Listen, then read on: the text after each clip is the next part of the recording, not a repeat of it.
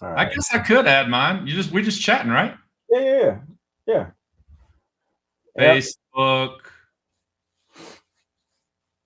YouTube, Instagram. I don't know if Instagram's gonna pop off like that.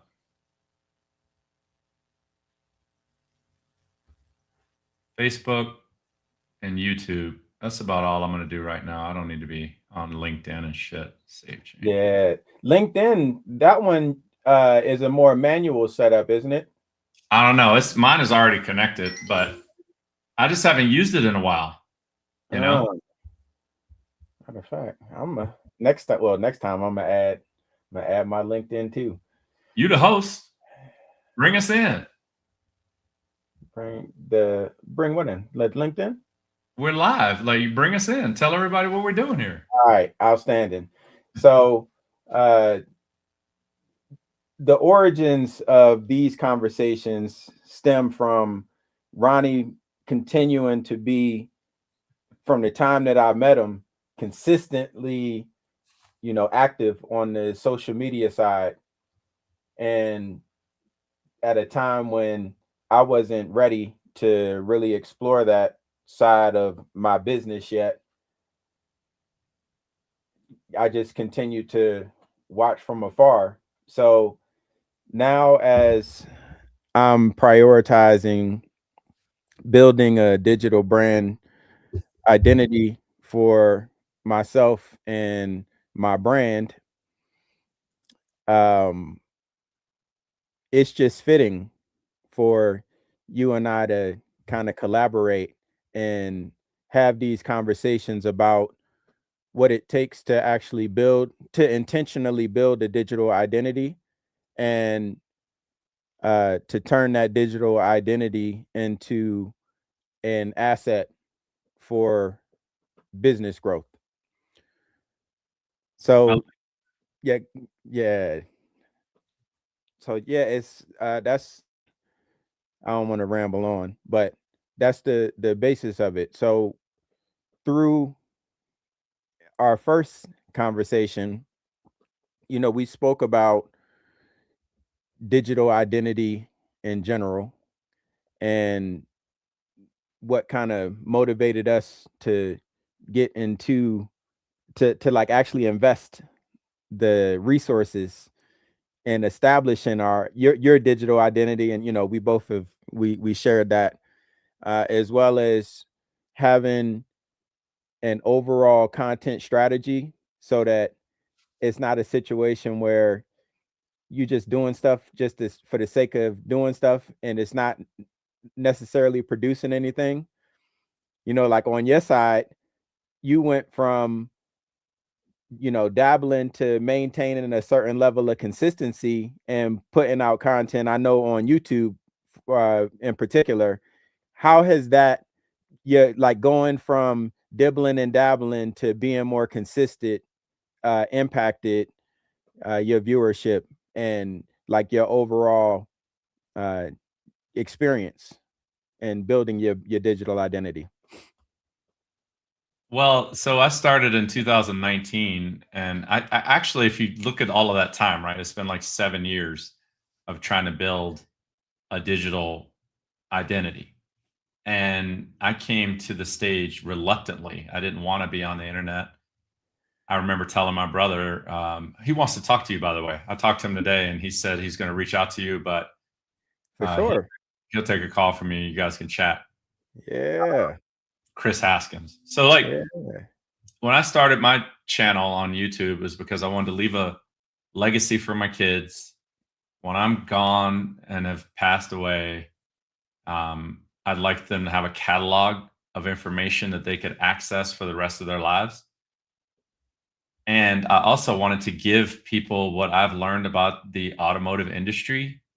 I wanted to give it away freely. Like, it's exciting to have conversations and dialogue about different ways to tackle automobile things, and uh, to figure out exactly how to help people. Just how to help people. Like, you're thinking about a car, here's information you can process for yourself, is what I've learned.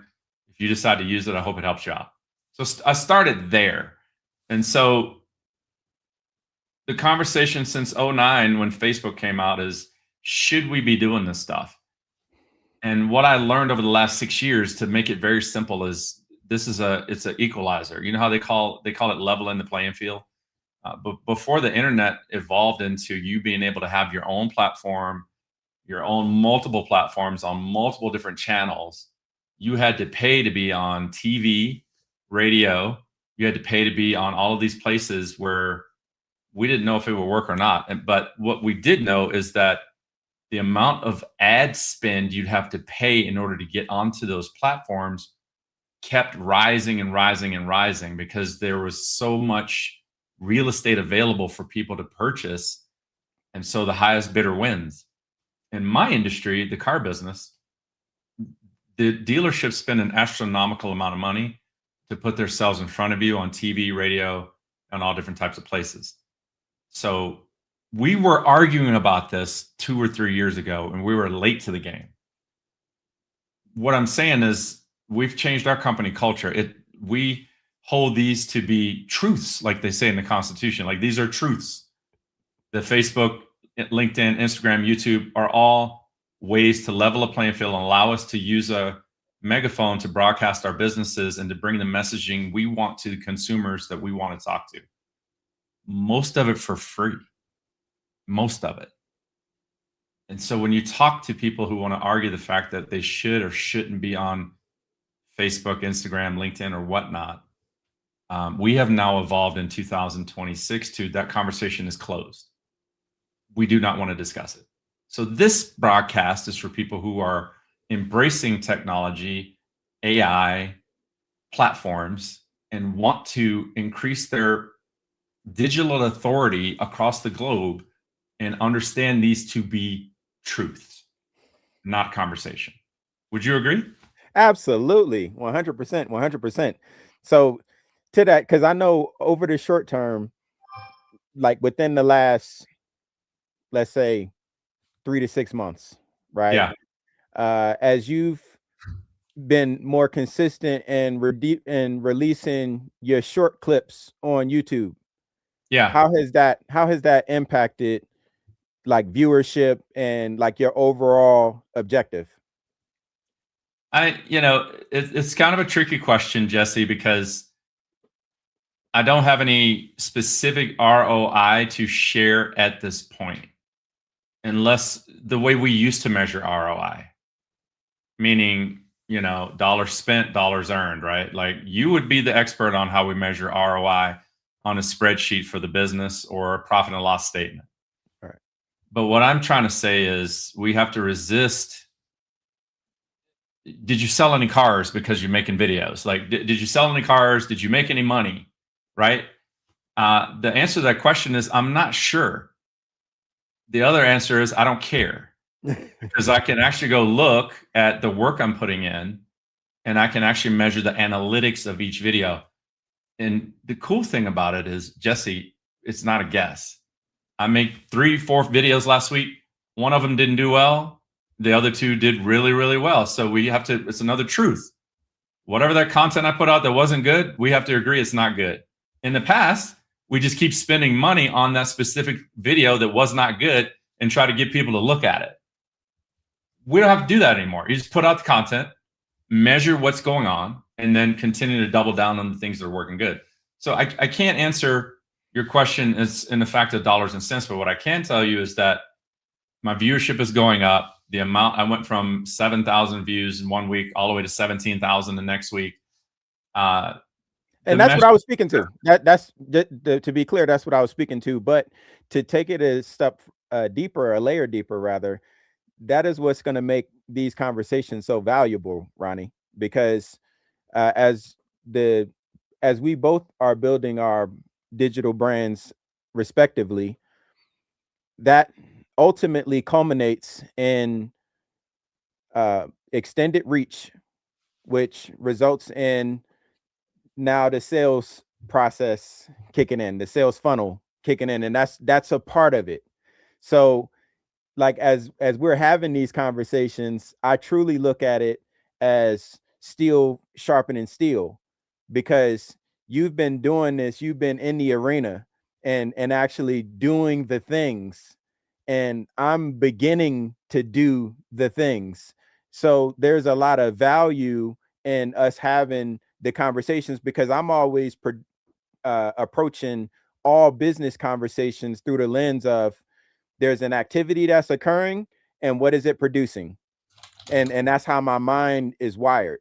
So when I think about these live streams and you know all media platforms that it kind of turns into, it's through that lens. What is it actually producing relative to the initial intent?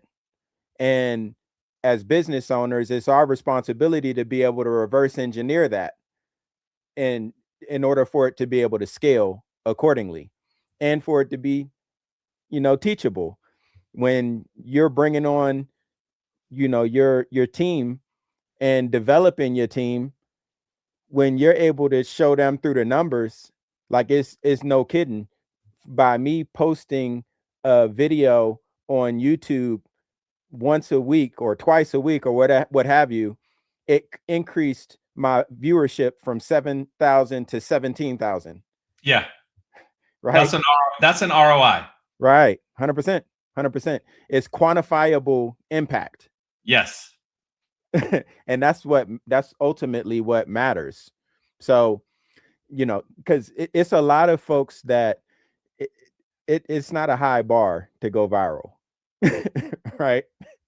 Right. So like people are going viral every day, but actually having intentionality behind the things that we're doing, to, in this sense, establish digital brand identity. So I mean, we're go talking ahead. about VCP, Victor Charlie Papa, VCP. Everybody you talk to wants to, why do I need to be on social media posting about my business? So you can be visible. Okay, well, if I do that, will I make money? We don't know yet because you are not credible. So you have to go from visible to credible, which will eventually get you to profitable. This is nothing new. This is exactly a tenet of BNI International Global, like Business Networking International is the same thing. The difference is when we go to BNI chapter, there's 50 people in the room, 50, that we are trying to create visibility, credibility, and eventually profitability.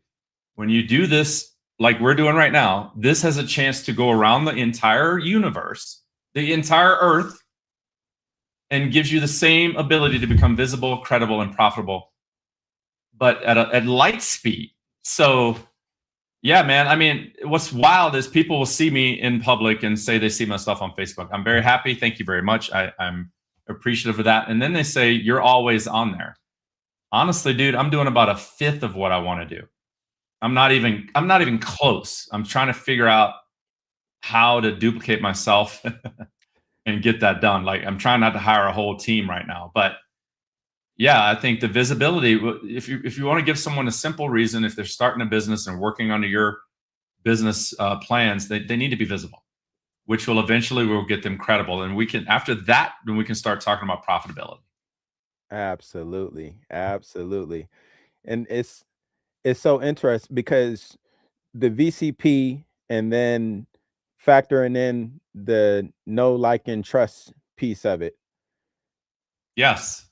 it all is interwoven, Yeah. because through having the state of presence, you people get to know you, and as they get to know you, it's like, man, I actually like really connect with what's being said or what's constantly being communicated. Look at that Um, right there. Global Dreams just posted, I know you through your YouTube channel. Thank you for the comment. Yeah. dope. I don't know if he's talking to me or you, but like, You, no, you, yeah, definitely you, because one I of don't us, have a presence. I know you through your YouTube channel. And Right. what's really, so here's the cool thing about it too, man. It's like, you can be yourself. I've had people call me from Canada and get on the phone with me because they saw me on YouTube and they say something funny like, wow, you're just like in your videos. I'm like, dude, I'm one person. I'm not selling you something that's not me. And so that's what, if I was telling another business owner, I'd be like, dude, there's gonna be somebody in your space that's bad, that wants to take people's money, that doesn't even know what they're doing, but they're gonna be good at this, and they're gonna take your business and rip your people off. So if you want another reason to be on there, go protect your consumers. Go get on there and do something good for them, which you know you're gonna do, and protect them from that internet guru who has never done anything except they got really good at making videos. Isn't that wild? It's Yeah. fascinating, you know? Now, what do you use as a gauge for the type of content that you put out to your audience? That's a great question. And so, whatever they like, my job is to put out information that you like, not stuff that I like. And it's funny, the stuff that I will spend a week making a video that I really love, and it doesn't land because my brain is so weird. You know, I'm looking at that video, I'm like, I love everything in this video. I'm one person out of 300 million in America, right? So that's great that I made a video for me. It didn't work. So I try to find out what my consumers are asking me. Like in my industry, they're like, why should I consider leasing a car? What good does it do for me? And I'm like, okay, I'm going to make a video and point out 3 things that will help you that you may not be thinking about. Mm. Something like that, you know? So, but everything I make just for myself, maybe the kids will watch it one day. No, incredible. So, taking it a step further, or a step deeper rather, in the funnel, the proverbial funnel, because the content itself establishes awareness, where Yeah. it's like, man, I didn't know that you existed, for one, but then I didn't know what you do. So now that I know, like you just now informed me through this video that you shared, that these challenges that you've experienced in your car buying journey can be completely averted. Ah, now I know about you. Now, I, if I want to actually purchase a vehicle, and I'm like interested in how RH Brokers can potentially solve that problem, right? And Yeah. thinking about that phase, because again, a lot of folks get on socials and build a presence, but don't think about that next step. So what happens when the person actually gets interested in what you've put out, and how that could potentially be a value proposition for them?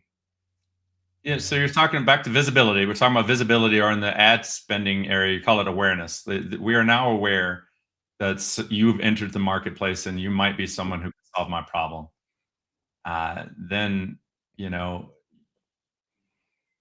we're not even in consideration yet. Consideration is, I don't really know.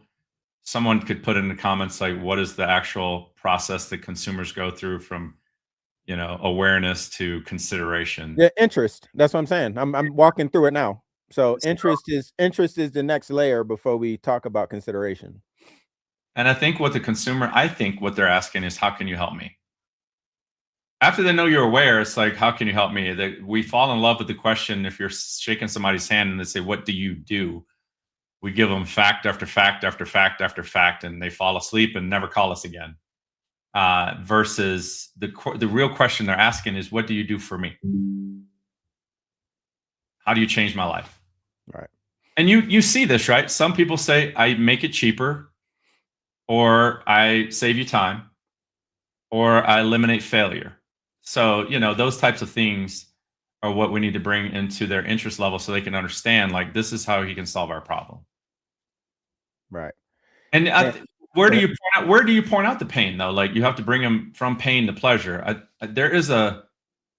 I need to get this right, and I'm not going to get it right. Like, people will let a stranger take them from pain to pleasure, but they will not let a friend take them from to help them avoid it. It's something Myron Golden said. It's like, you got to figure out exactly what you're trying to tell them. Like, these are your pain points. I can show you how to solve this. Right, right. But then the content itself that's continuing to be put out, it serves the purpose of nurturing that interest phase. Yeah. Right. Because they can always go back and look at past work and say, oh man. So by the time, and that ends up being the difference between when you, Ronnie Haskins, sit down with someone that has already been nurtured through an entire process that was, you know, designed, because that's like business. That's business growth. So they've gone through an entire cycle of, you know, these strategic touch points that are necessary. So by the time that they're finally sitting across the desk from you, a They're lot of warm. the work is already done. It's a warm lead at that point, you know. And for people who are starting a business, like, so guys, if you're listening and you stay with it this long, I know we're probably going to be a difficult listen today, but we're trying to develop a podcast where we can bring value to the marketplace and help people. We're still figuring out what we want to name it. So if you follow this far, thank you very much. I think as the weeks go on, we'll have a specific topic. We're going to answer this question, talk about how we've applied it in our businesses and how we can help you in yours. And hopefully you'll chime in with us as time goes on. But it's also, this video is also a lesson, because we'll go back to it, right? People that are like, how do I start? Go look at our first video. It sucks. It's boring. We're all over the place as far as different topics, right? But the skill set we have to develop is practice, right? And practice makes excellent. So the longer we do this, the closer we'll get to the truth of what we really want to talk about, what we want to deliver to the marketplace. Yeah. I'm still talking about interest. Right? Like that phase of the process beneath awareness, right? Because again, as to your point, as this process continues to evolve on, you know, we'll touch on various phases of the brand building, digital brand identity building process, because having a bunch of awareness without a strategy beyond it is a fool's errand.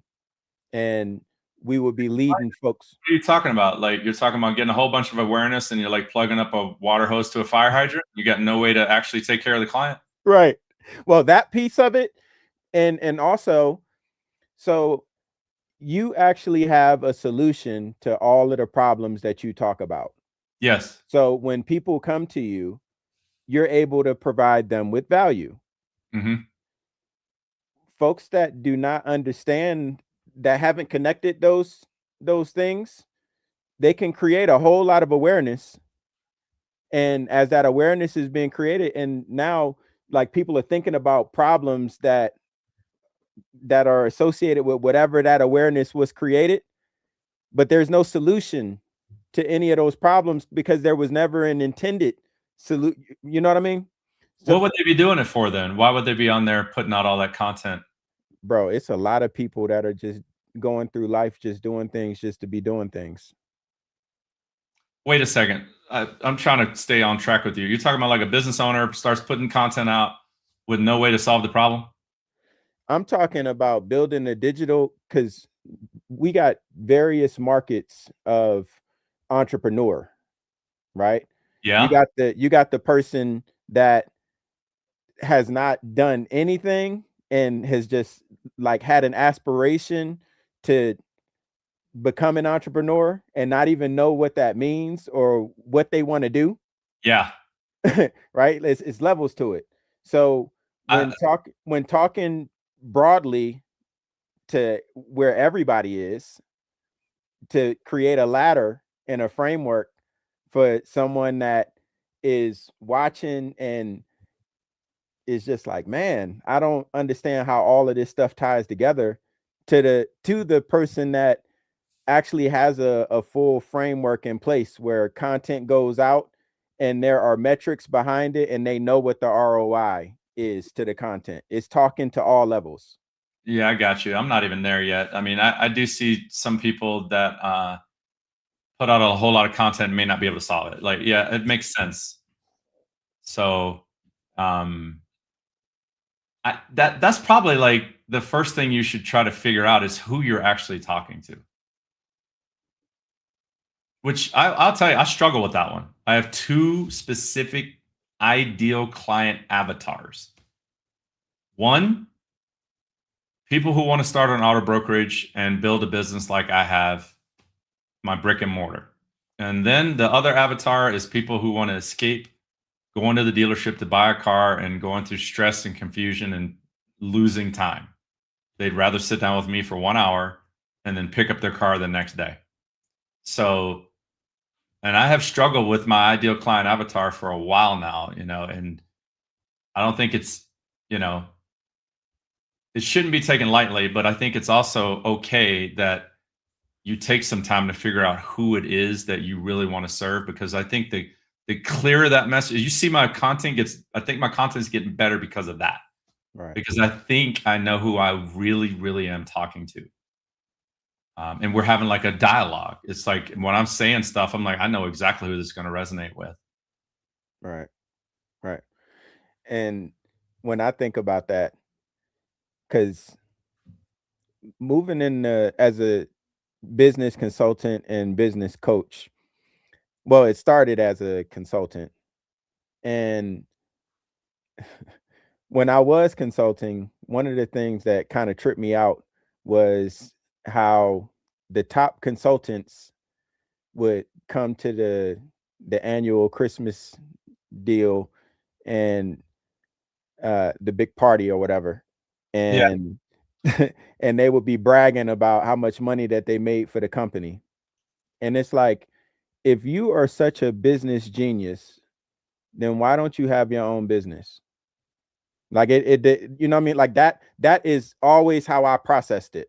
You know what I mean? Because I knew that my day was coming where I was going to be doing my own business ventures. But it's like these guys are like very older. They've been doing it since Moby Dick was a minnow, and they are just super excited to. And it's like, if you were such a business genius, then why haven't you done it for yourself?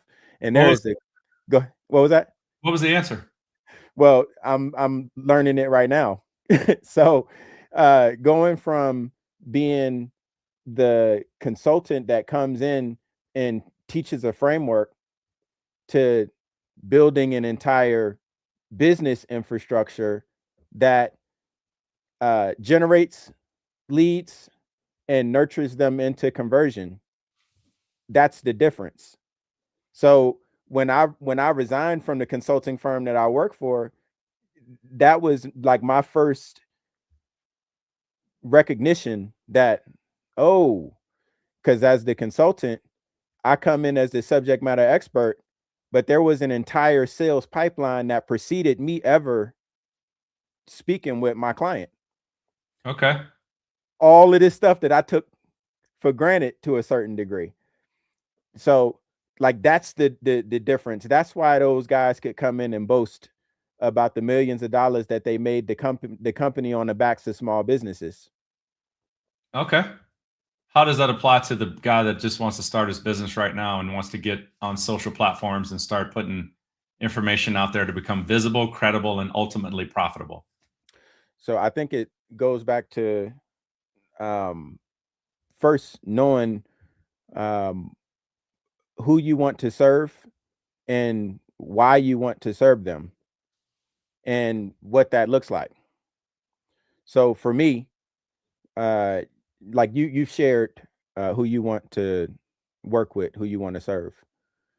For me, the answer to that same question is entrepreneurs at every level of their entrepreneurial journey, as long as they are dogs, though, because there's in all of us as entrepreneurs, it takes a certain mindset to truly endure all of the ups and downs of entrepreneurship. That's It's great. not is not a simple thing. Yeah. So there have been a lot of folks that I have networked with over the coming up on 3 years since I've been here in Colorado Springs, that they were networking as entrepreneurs, and then all of a sudden you see a LinkedIn update that says congratulations, such and such has accepted this position. Is different. Like entrepreneurship is different. So But they could still be an entrepreneur to take a job to keep funding their dream. You never yeah, know. and I'm not I understand it. I get it. It's nothing wrong with that at all. Whatever everybody's journey is everybody's journey. But um the point that I'm intending to make here is from a from a mentality perspective, when it comes to entrepreneurship. When when I first resigned from the consulting firm, I had like a timid approach to my business. That timid mindset being, you know what, if this don't work, I could just go make six figures working for somebody. Like I could just go do that. And I wasn't showing up the way that I needed to show up as a result of that mindset. And it took me going to a mindset of, there is no, like, plan B is to make plan A work. Period. There is no And that's what it is. It is no other options. We about to make this be what it needs to be. Like I had to like get to that point where there is no, so that dog mentality of being disciplined to whatever it is that that value proposition that you provide, right? We have a Being dog in the disciplined to room that. right now. Who's See that? this question? Global Dreams has this is a dog. Global Dreams wants to learn how to be a successful broker in Nevada and globally. So thank you for the question. Here's the thing, man, or the statement, right? It's like, if you're working with me, I cannot help you globally, but I can help you in Nevada. I do buy cars in Nevada, from Manheim, and I think there's a couple other auctions that I purchase cars from there. So that's something that we could connect on, and I could help you with or help you understand. I don't know where you're at in your journey, Global Dreams, but if you want to be a successful broker in Nevada and globally, it is totally achievable based on the effort that you put in. And at some point, you might need to hire a business coach like Jesse to help you with the systems and the processes to help you get there. So if you want to connect with me, reach out. We could discuss what your dreams are and how I can help you out with that. Right, right. So yeah, no, and we're still remaining kind of on topic here, where again, to the question that you posed me, um, from every entrepreneur understanding who it is that they want to serve, and like why, like what is that why that makes you the dog to endure all of the setbacks that comes with wearing the title of, cash flowing entrepreneur. Yeah, it's a tough one for people to learn, Jesse. I think they would have to learn your acronym. Jesse has an acronym for dog. I have not memorized it, but it's DAWG, right, Jesse? Right. So, So the dog, the discipline to stay on task, yeah, because it's very easy to be distracted, but the discipline, the accountability to, if this is what we said that we're going to do, being accountable to getting those things done. right. Period. The warrior ethos of, through all adversity, we will persist to make whatever we got to make happen. And then that grit of being unpolished and recognizing, although I got all of this discipline and I got all of this warrior ethos, and I'm able to hold myself accountable and those around me, I ain't got it all figured out. But And I'll that, be doggone if I ain't gonna continue to push to figure it out, to get what I need to get done. Like that's that grit. So yeah. yeah, like I can't, I don't personally want to interact too much with the dog, because I respect everybody at their journey, right? And I appreciate everybody, but um doing the business coach thing as a profession, I just don't have the time to entertain to directly with, like, through my direct engaged time with folks that aren't serious about the businesses that they're building.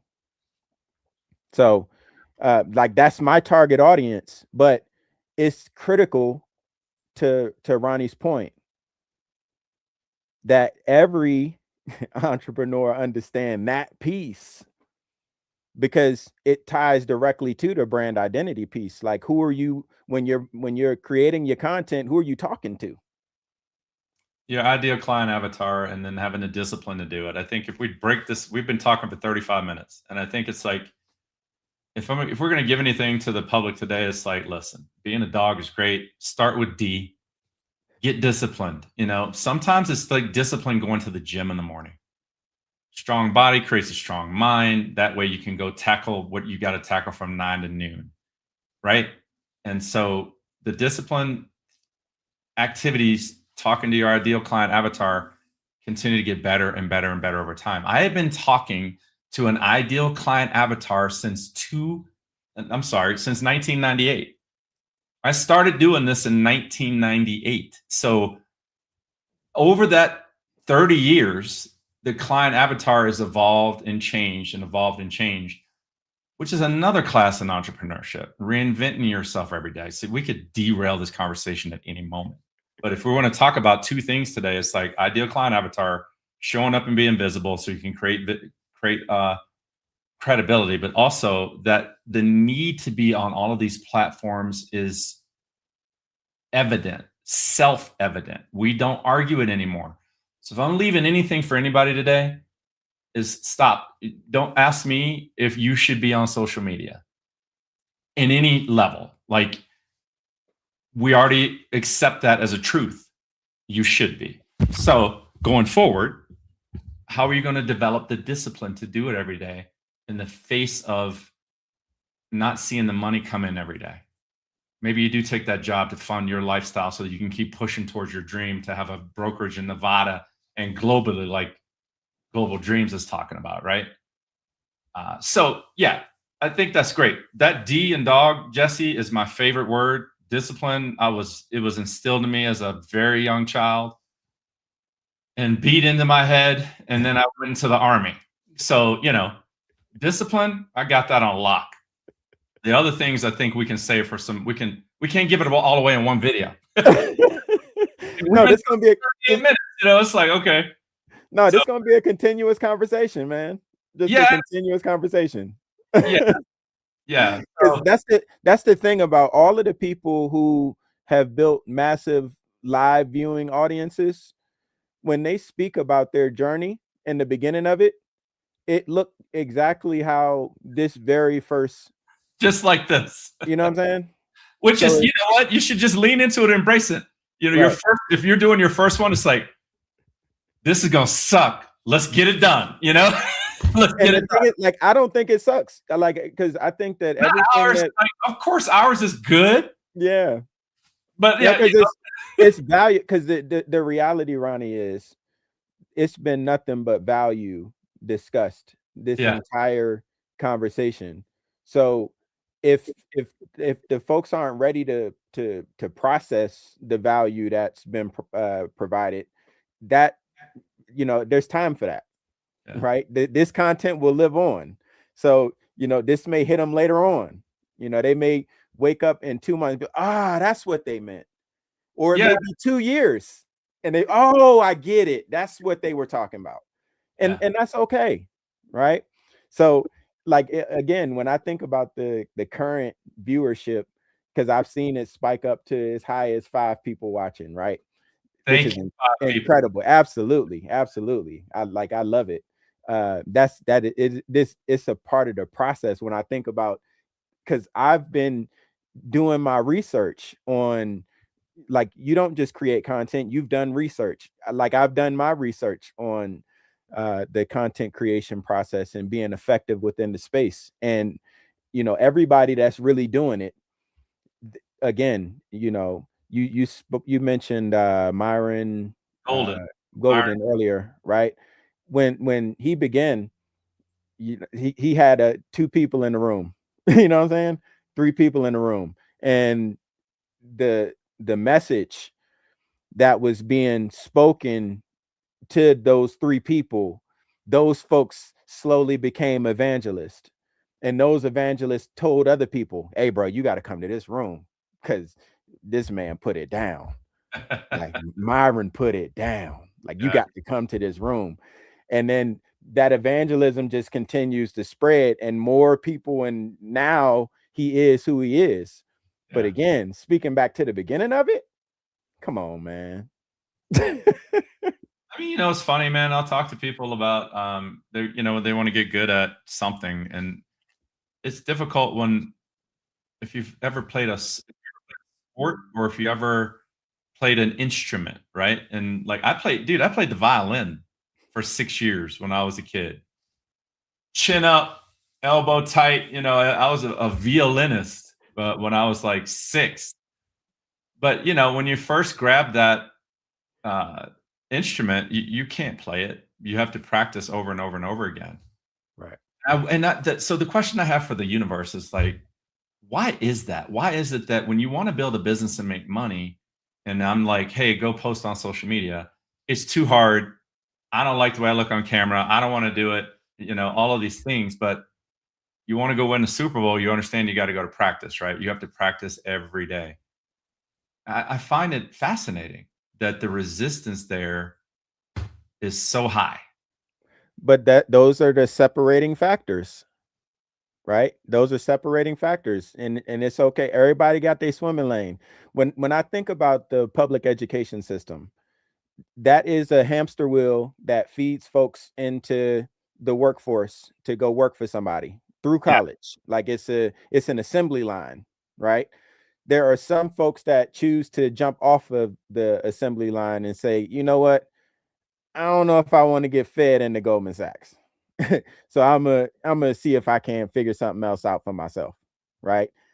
Yeah. And then they look and they figure out, oh man, it takes a lot in order for me to hop off of the conveyor belt, and they just go hop back on.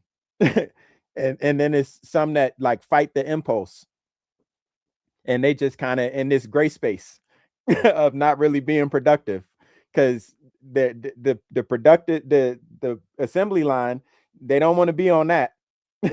But they also don't want to do what it takes to actually have impact independently.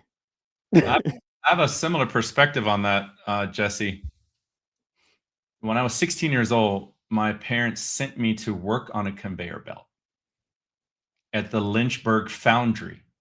You can Google it. It's no longer in existence, but Lynchburg, Virginia, the foundry. It's a steel plant. If you look up what a camshaft is, there were thousands of them coming down an assembly belt, a conveyor belt for me to grab and grind with a grinder from 11 o'clock at night until 7 in the morning. That was my shift. They called it the graveyard shift back then. And I was 16. I was getting paid, I think at that point in time, I was getting paid a lot of money. I think it's like $12 an hour is a lot back then in the 80s. But you're right. The school system was designed to put me into the industrial mindset of be a good worker and figure it out. And then you have people that break that mold, right? And they don't want to do it. I'm not counting myself in those people. I'm counting myself over here. I got kicked off of the industrial education movement to make me a good worker. I wasn't good at it. Like I wasn't good at being a perfect student or being a perfect follower of a system like that. And they did not have any type of educational thing for me. So I was basically cast out. I was basically considered a loser. In 1987, after I went to college and did not do well, everybody I interviewed with said that we can't use you until you have a college degree, until you're programmed to be in the system we cannot use you. And it was fascinating. Like, it was like, I'm out there. So I went to the Army. I learned my way. And I kept walking around trying to figure out what I wanted to do with my life. And I don't, I feel for the kids out there right now that have that going on in their head. And I'm here to tell you, you're fine. There's nothing wrong with you. There's a road for you. There's a path. You don't have to go do it the way the system is telling you. But think about that, man. Like, you were talking about a conveyor belt. I don't know if you've ever seen one. I've worked on one with a hard hat and steel toe boots, sweating all night long. Bro, craziness, but you know why my mom sent me to work there all summer long? Why is that? She speaks about it to this day. Whenever I don't see her as much as I used to, but like, I'll see her in like April, and I guarantee she'll bring it up. Honey, remember when we sent you to work at the foundry? And I'm like, yes, Mom. Do you know why? I'm like, yes, Mom. So I would never go back. I spent a summer. That's why my parents were really smart, man. Go on down there and work, and let me show you what you got to look forward to. Now, do you want to do something different with your life? I was like, oh my God, like this is what I got to do for 30 years. God bless the men that struggled down there and worked through it and built great lives. I'm not saying it's bad. It just wasn't for me, but they had great lives. Right. But it taught me and my brother. They sent him to do it 6 years later. Exact same foundry. A family tradition of getting you to get off your butt. That's brilliant. That is brilliant. Thanks, Laverne and Ron. Yeah. So, and my story is very, very similar, where from the public education system, like it was not designed for, or I was not designed for it, one or the other. So I didn't do well in grade school. And when I think back now, it's like I've always been the I'm going to challenge the status quo. Like I've always been that person. So having that kind of wiring, it didn't bode well for me in grade school. Yeah, it's another personality trait that they don't really train. Right. Feed it, it blossoms. Right. Absolutely.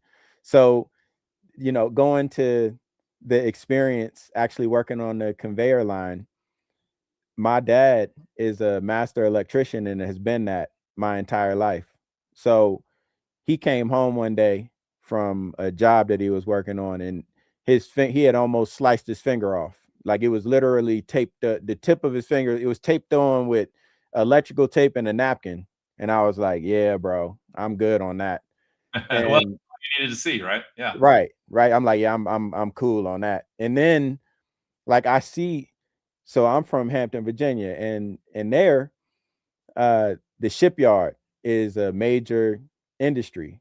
I've been there. Right? So like I know what that looked like. And I'm like, ain't no way, like, God bless all my folks that done put in their time out there, but I knew it wasn't for me. So I was like, yeah, the military is gonna have to be it, because fast food, telemarketing in the shipyard ain't gonna cut it for me. Yeah, I was telemarketing too. I worked for J. Crew for a summer on a headset. That's the package, right? Go to the factory, go to the telecommunications headset off, or flip burgers. I feel like that we should really, as we develop this podcast, it's like, I am not some well-trained Wharton school educated business owner.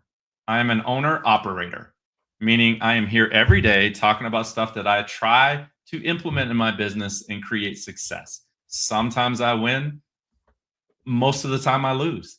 Did you hear that? Most of the time I fail trying to get to success. If you take the last 30 years, the failures far vastly outweigh the successes. But this is all people see. They see this end result of what I've been working on. It's not the end result, but like that's the thing, right? That's the part that you talk about, being a dog and having the grit to sustain and pivot and reinvent yourself and grow. And to bring it back to this video, it's just about building a personal brand on the internet, guys. Like, if you're following us, thank you very much. We're doubling down on what we're talking about. We're going to show you what grit is when we continue to do this podcast. And, you know, we hope that you take some away with it. Like, you can go out and say, you know what, I can do this too. Fall in love with making a fool of yourself. Easy. 100%.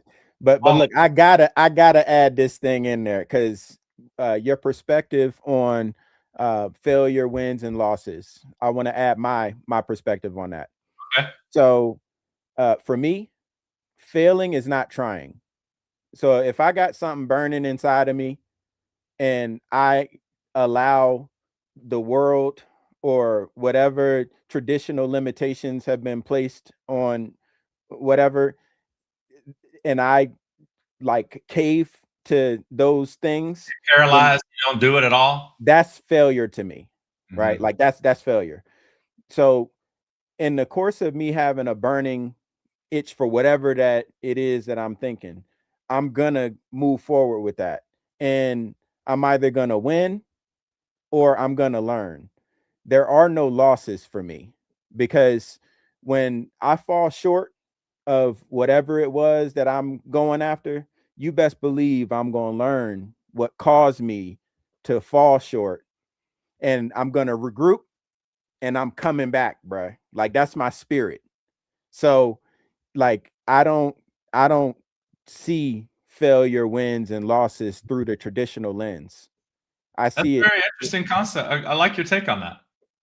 Yeah. I mean, I So think my take's just different. Like, I when I was going to college and bombed out, I came home and told my uncle Kelvin, who's an architect in Virginia, who went to UVA and great guy. And he goes, "How you doing in college?" I said, "I'm trying." He goes, "Okay, explain that to me." I wasn't paralyzed. I was trying. And he said, "Explain it to me. Are you getting up for class and walking halfway there and then turning back around and going back to your room?" I said, "What are you talking about, man?" And he was real friendly with me. So I was like, "Oh, this conversation just took a turn." He said, "Hand me that beer." I said, "Okay." He said, "Now hold it in your hand. Try to pick it up." And I lifted it. He goes, "Okay, you did it." He goes, "Now try to pick it up and don't do it." Okay, I'm not picking it up. He goes, "Okay, now try to pick it up." So every time I tried and I picked it up, he goes, "You did it." He goes, "There is no try." So I feel like this, Jesse, if that is in your mindset where you like to look at it and view it that way and it motivates you to get up, then use it. We're both of us can be right in the same breath. right. It's a 100%. different perspective. It's like, you know, I find great value in people that get up every day and try to go make it in this world to put food on the table for their kids, and there's no guarantee that they're going to be successful. And that's hard for me that I don't believe in try, right? But that's hard for me to say they're Right. not trying, Right. because they are trying. Right. They're trying something new. And your mindset, if you're teaching business owners, probably resonates better, because at some point you got to try. You got to turn on the camera and you got to get in front of it and you got to go broadcast your message to the world. Whether it's going to work or not, we don't know. And that's where the measurement comes in. And that, so it all ties together, for sure. Ronnie, this has been an incredible initial conversation, and we're going to continue to grow and elevate the topics covered during our time together, because it is beneficial for this scale of perspective to be coming and being shared from folks of our experience. My brother said he'll come on here and let us interview him probably at some point. Like, Hey man, don't threaten me with a good time, my brother. you keep dropping these nuggets. You're from Hampton. Like, he went to Hampton Institute back before it was a public college. It was private back when he went there. I Yeah. think. I went to Norfolk State. Yeah. I graduated from Hampton High School. Did you really? Yeah, So yeah. he still lives there in down in Virginia Beach area, Newport News. So right. yeah. So we'll get you connected with Chris. So he know how to say Norfolk. Norfolk. I just don't want to go through that tunnel anymore, man. That tunnel is too long. Yeah. All right, man. No, Look, this good stuff. start. For sure, for sure. All right, my brother. I'll talk to you soon. Already. Later.